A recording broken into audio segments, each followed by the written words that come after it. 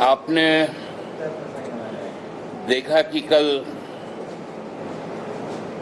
झारखंड मुख्यमंत्री मैया सम्मान योजना का समापन था, जो दक्षिण छोटानागपुर से उसका समापन हुआ। और साथ ही साथ इस योजना से जो व्यापक तौर पे जुड़े हुए हमारी लाखों माताएं बहनें लाभान्वित हुई, उस दायरे को भी और बढ़ाया गया। अब राज्य सरकार ने निर्णय लिया है कि इस योजना के तहत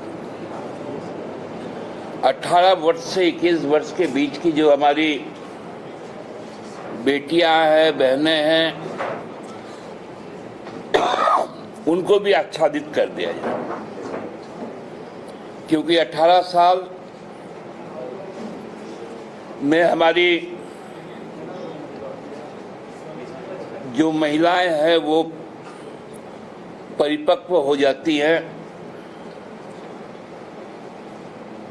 और उसके बाद से ही उनका जीवन का एक नया अध्याय खुलता है।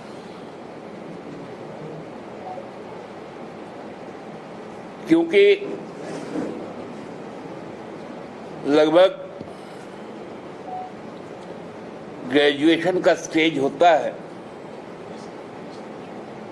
और उसके बाद उसका करियर का ओरिएंटेशन हो या घर गृहस्थी का जिम्मेवारी हो, वो हमारी बेटियों और बहनों पर आ जाती है।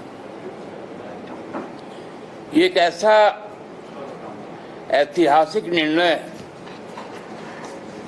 और ऐसा सोच है जो पहली बार इस देश में महिलाओं के जन्म से लेकर जीवन पर्यंत तक उनको सामाजिक सुरक्षा प्रदान करना है। क्योंकि सरकार ने जो उनके पढ़ाई के दौरान जो सावित्रीबाई फूले योजना के तहत उनको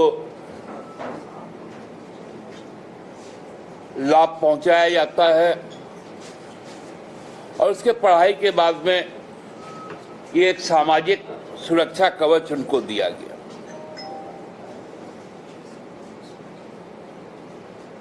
बहुत सारे लोगों को इससे परेशानी भी हो रही है कि यदि महिलाएं आत्मनिर्भर हो जाएंगी तो शायद जो पुरुष हित है वो कहीं ना कहीं उस पर आघात लगेगा, उसके सम्मान पर ठेस पहुंचेगा। क्योंकि हमारे देश में राजनीति का एक ऐसा वर्ग है जो समाज के अल्पसंख्यक हो, दलित हो, आदिवासी हो, मूलवासी हो, मजदूर हो, युवा हो और महिला हो, इनको सम्मान के साथ न देखती है, न उनके हक को लेकर बात करती है। इस वर्ग को धार्मिक उन्माद में उसको बदलना है। इस वर्ग को दिशाहीन कर देना है। लेकिन ये झारखंड है। 1855 का जब पहला विद्रोह अंग्रेजी हुकूमत के खिलाफ हुआ, उसके नायक सिद्धू कान्हू चांद भैरव के साथ उनकी दो बहनें फूलो और झानो भी थी।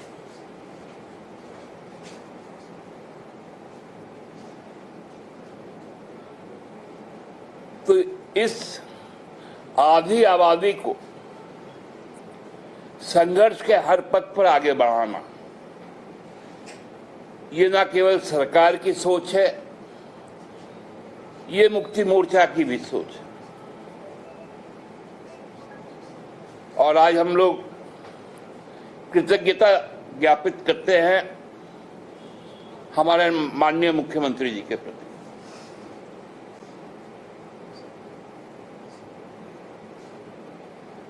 कुछ दिनों से आप लोग देख रहे हैं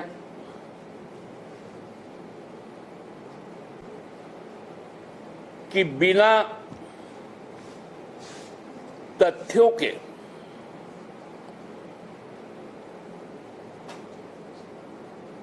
जो बातें भारतीय जनता पार्टी द्वारा की जा रही थी, जो उत्पाद विभाग के जो आरक्षी नियुक्ति के दौरान जो दौर हुई, उसमें जो दुखद मौतें हुई, उस पर बिना तथ्यात्मक जानकारी के एक के बाद एक बयान दिए जा रहे थे और मौत को एक राजनीतिक मुद्दा बना दिया गया था। लेकिन अब चीजें धीरे धीरे स्पष्ट हो गई। मैंने लगभग एक हफ्ता पूर्व आप लोगों से चर्चा के दौरान कहा था, जब ये पहला खबर आया था कि दौड़ते हुए जो सांस फूल जाना और सांस रुक जाना, तभी हमने कुछ एक्सपर्ट डॉक्टर्स से बात की थी और उस के आधार पे ही कहा था कि कहीं ना कहीं ये कोरोना का पोस्ट इफेक्ट है।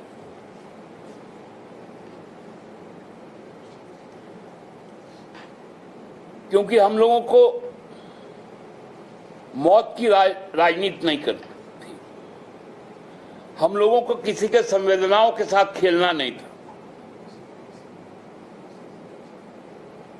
कोई भी व्यक्ति अजरमन नहीं है।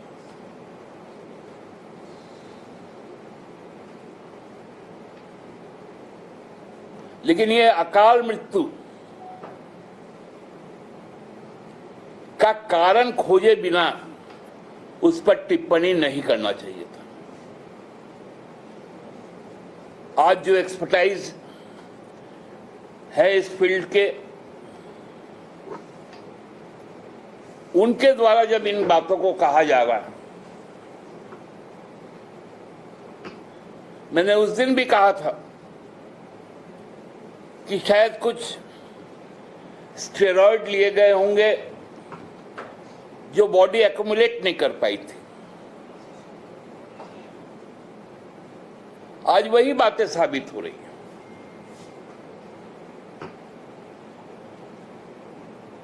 हमने उस वक्त भी कहा था कि सरकार संवेदनशील है। सरकार ऐसा कोई काम नहीं करेगी कि जिससे किसी को तनिक भी आहत होने की आशंका हो। लेकिन मुद्दा विहीन भारतीय जनता पार्टी जिनको यही करना है,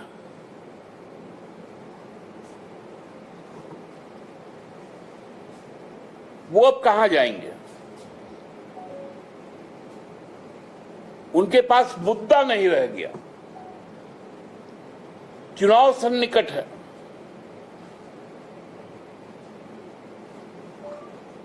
हमने कहा था कि ये नियमावली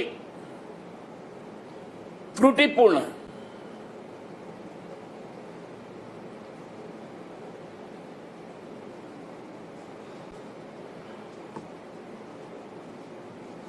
इसलिए मैं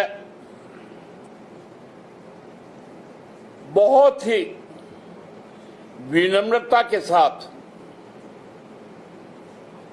अपने भाजपा के मित्रों को कहूंगा कि अब इस तरह की नकारात्मक राजनीति करना बंद करें। हाँ, आपकी कुछ सोच है,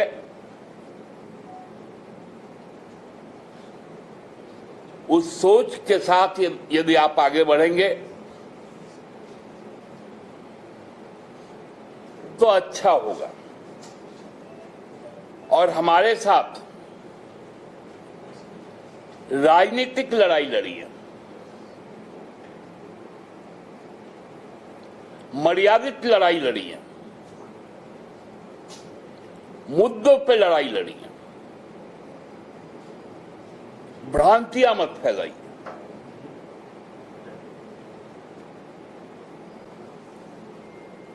आगामी दिनों में भी आप देखेंगे कि जो अब बहुत अल्पकाल बचा हुआ है, लेकिन हेमंत जी की सरकार अपना कार्यकाल जब पूरा करेगी तो पूरे तथ्यों के साथ यहां के नौजवानों से किए गए वादे और उसको पूरा करने के प्रयास और सफलताएं, सभी चीजें सामने आ जाएंगी।